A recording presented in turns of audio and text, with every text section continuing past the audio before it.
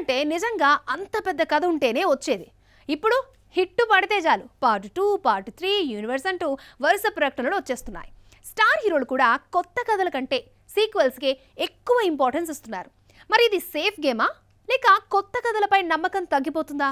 దర్శకులు, హీరోలు ఇప్పుడు రిస్క్ తీసుకోవడానికి భయపడుతున్నారా? ప్రస్తుతం టాలీవుడ్ లో సీక్వెల్స్ ట్రెండ్ పీక్స్ లో ఉంది. Prabhas Salaar 2, Pawan Kalyan OG 2, Rajinikanth Jailer 2, Karthi hit universe, ఇలా స్టార్ హీరోస్ అందరూ ఇప్పటికే సక్సెస్ అయిన బ్రాండ్స్ నే కొనసాగిస్తున్నారు. నిర్మాతల కోణంలో చూస్తే ఇది సేఫ్ బిజినెస్. అందుకే స్టార్ హీరోలు కొత్త కథల కంటే ఇప్పటికే ప్రూవ్ అయిన ఫ్రాంచైజీల వైపే మొగ్గు చూపుతున్నారు. దీంతో దర్శకులు కూడా కొత్త కథ రాయడం కంటే పాత కథను పొడిగించే పనిలో పడుతున్నారు. ప్రభాస్ చేస్తున్న సలార్ 2, కల్కి పార్ట్ 2 మాత్రం కథ డిమాండ్ చేసిన సీక్వెల్స్ గా కనిపిస్తున్నాయి. సలార్ లో ఖాన్సార్ రాజ్యం, దేవా వరదరాజు మధ్య అసలు సంఘర్షణను, కల్కిలో కల్కి అవతారం, మహాభారత కనెక్షన్ ను ఫస్ట్ పార్ట్ లో పూర్తి చేయకుండా రెండో భాగం కోసం ఉంచారు. అందుకే 2 సినిమాలపై అంచనాలు ఉన్నాయి. కానీ ఇప్పుడు ఇదే ఫార్ములాను చూసి ప్రతి సినిమాకి టు బి కంటిన్యూడ్ అంటూ సీక్వెల్ ప్లాన్ చేయడం ట్రెండ్ గా మారుతోంది. జైలర్ ఒక కంప్లీట్ స్టోరీతో ముగిసిన బ్లాక్ బస్టర్ సక్సెస్ తర్వాత వెంటనే జైలర్ 2 ని అనౌన్స్ చేశారు.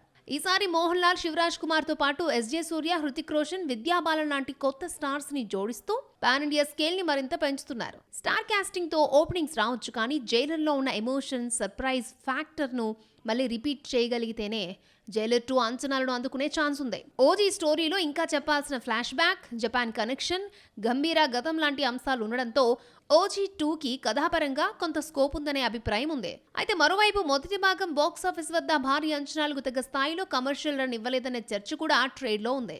ఇలాంటి పరిస్థితుల్లో సీక్వెల్ నిజంగా కథ కోసం వస్తుందా లేక ఫ్రాంచైజీ హైప్ ని కొనసాగించడానికేనా అనే ప్రశ్నలు వినిపిస్తున్నాయి. ఇక మరో సిరీస్ హిట్ 3లో నాని లీడ్ రోల్ కనిపించగా, హిట్ 4లో కార్తీ ACP వీరప్పన్ గా లీడ్ రోల్ లో కనిపించున్నాడు. దీంతో హిట్ యూనివర్స్ లో ఇంకా ఎన్ని సినిమాలు చూడాలనే విమర్శ కూడా వినిపిస్తోంది. ఒక హిట్ తో స్టార్ అవ్వడం కష్టం, కానీ ఆ స్టార్ డమ్ ను నిలబెట్టుకోవడం ఇంకా కష్టం.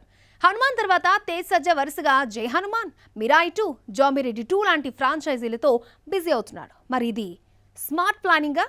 ఒకే ఫార్ములాపై ఎక్కువగా ఆధారపడుతున్నాడా లేక కొత్త కథలు దొరకడం లేదా? హనుమాన్ క్లైమాక్స్ లోనే జై హనుమాన్ కు స్ట్రాంగ్ హింట్ ఇచ్చాడు కాబట్టి కథాపరంగా ఈ సీక్వెల్ కు పూర్తి జస్టిఫికేషన్ ఉంది.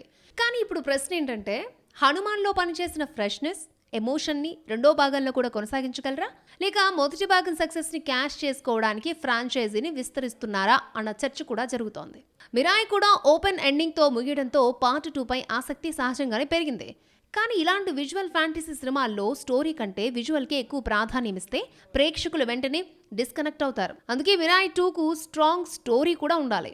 జాంబిరెడ్డి అప్పట్లో కొత్త జోనర్ కావడంతో క్లిక్ అయింది, కానీ ఇప్పుడు జాంబీ కాన్సెప్ట్ కొత్తది కాదు. అందుకే జాంబిరెడ్డి 2లో అదే ఫార్ములాను రిపీట్ చేస్తే సరిపోదు. ఫస్ట్ పార్ట్లో లేని కొత్త థ్రిల్, కొత్త కాన్సెప్ట్ తీసుకొస్తేనే ఈ ఫ్రాంచైజీ నిలబడుతుంది.